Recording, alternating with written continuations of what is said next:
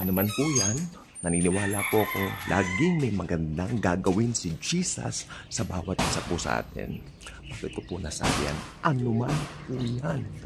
Ano man po yan. Dahil minsan, alam ninyo, tayo po mga Kristiyano, may maganda tayong gising, minsan may pangit. Diba? At alam nyo, subjective po tayo bilang mga tao. Kristiyano kaya hindi Kristiyano, subjective. Kung mainit ang panahon, natural, pangit ang pakiramdam mo.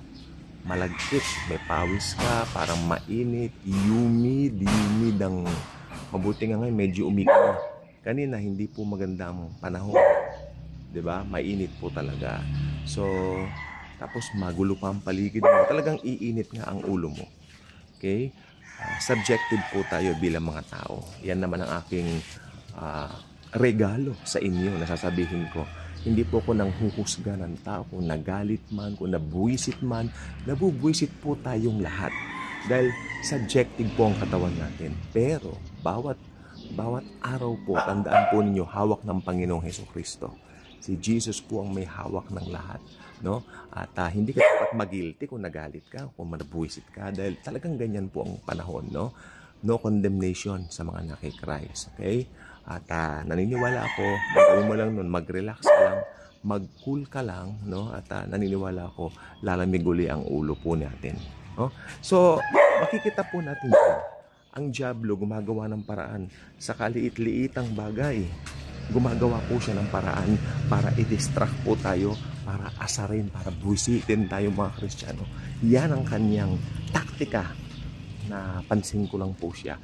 Pero hindi po siya magtatagumpay kapag alam niya na tayo ay kargado ng mga pangako ng Panginoong Hesukristo na nakasulat sa Bible. No? Kaya dapat lagi tayo nagpapasa ng Bible. Iba't iba ang pandidistract ng diablo. Ayan po ang aking napansin. Sa iba't ibang paraan na pandidistract niya, sa katagalan, napansin ko na rin po na yung kanyang mga estilo ay bulok na. Okay?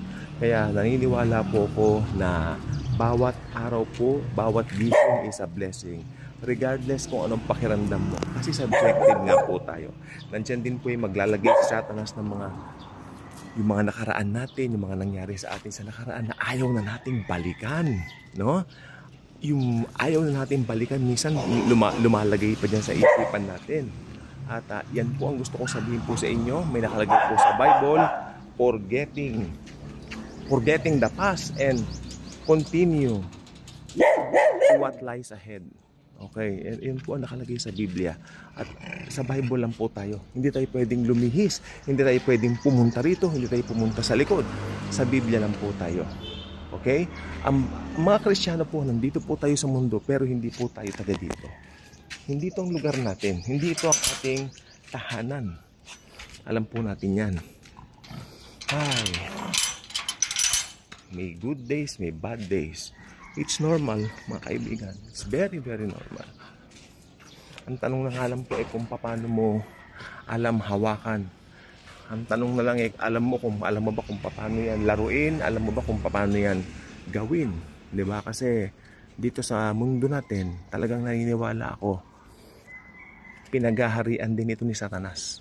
Pero syempre, Jesus is king over all. Pero tandaan niyo, may binanggit ng Biblia, ang hari ng sanlibutan si Satanas. Okay? Pero ultimately si Jesus po may-ari. Pero ba't sinabi na ng diablo ang ibig sabihin yung sistema, pwedeng hawakan ni Satanas yan. Pero wag tayo magpaka-Satan conscious, magpaka-Jesus conscious tayo. Okay? Kaya iba-iba ibang paraan distracted, minsan nadidistract po tayo. Nakita ko lang po ito. Bakit ito ang vlog ko po ngayon? Dahil napansin ko po, subjective po tayo. At palaging subjective po tayo, doon pumapasok ang diablo. Doon siya umaatake para i-distract po tayo. Okay?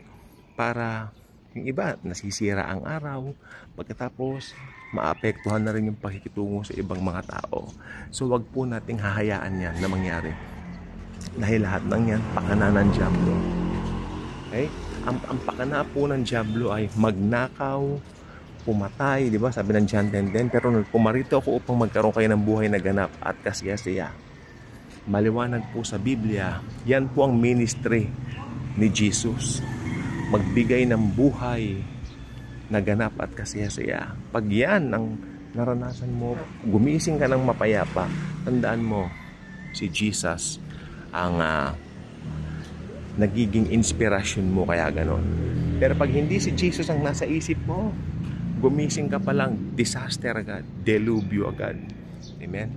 At ang hindi po maganda dyan, makapaglabas mo, maapektuhan yung relationship mo, kasi mapaaway ka pa. So, i-guard po natin ang mga isipan natin.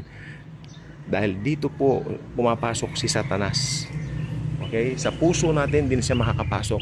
Si Jesus na po ang merong, control.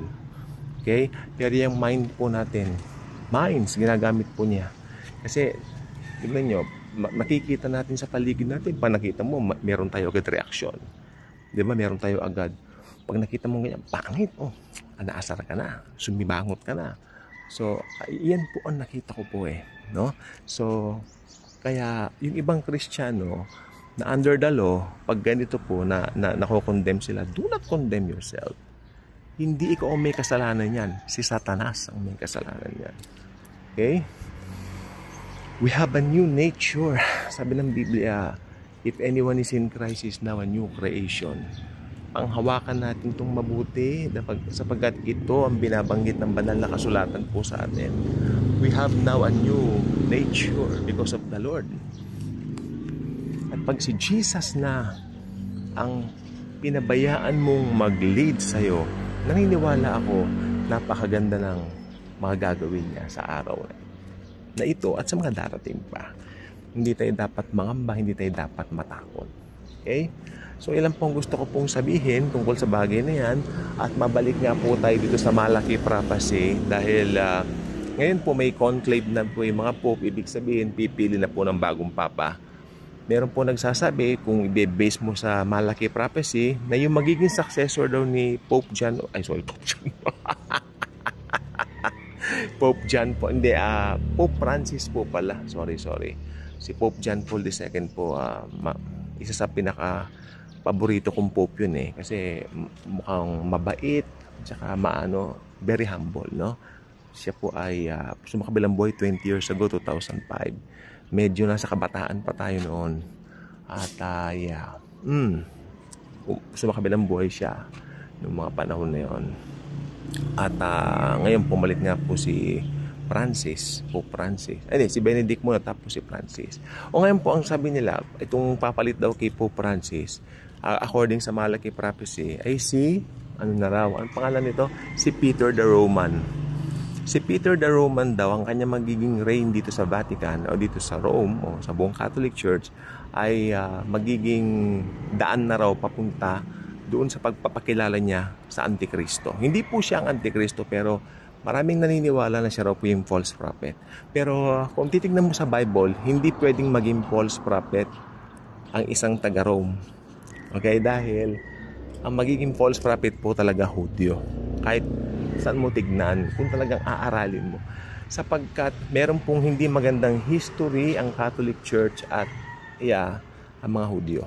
Merong isang perception ng mga Jews na hindi maganda para sa mga Catholics, no? Especially sa mga taga-Rome. So, ayan po ang gusto ko pong sabihin. Yun na nga po ba? At iba iniisip-isip yan, no? Ang gusto ko lang pong sabihin sa inyo, sa Bible lang po tayo. Kung ano yung nakalagay sa Bible, doon lang po tayo. Huwag tayong matatakot. Lagi tayong maging positive sa lahat ng bagay. Lagi natin si Jesus ay gawin nating inspiration natin. Jesus po tayo. We belong to Jesus. At huwag tayong matatakot sa kahit ano. Ang takot ay padala ng dyablo. Gusto niya matakot ka, manginig ka, masira ang araw mo. Palagay mo gusto ni Jesus yun? Hindi. Gusto ni Jesus, happy lang po tayo.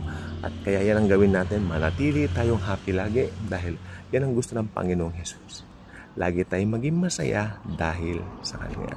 So marami na po nangyayari sa mundo ngayon. Yes, katuparan ba ng hula? Maybe. Pero ultimately, I don't know. Diba? Pero isa lang po ang alam ko. Jesus is with us. Since we belong to Him, alam natin, kahit anong mangyari, He will never leave us nor forsake us. Thank you. God bless.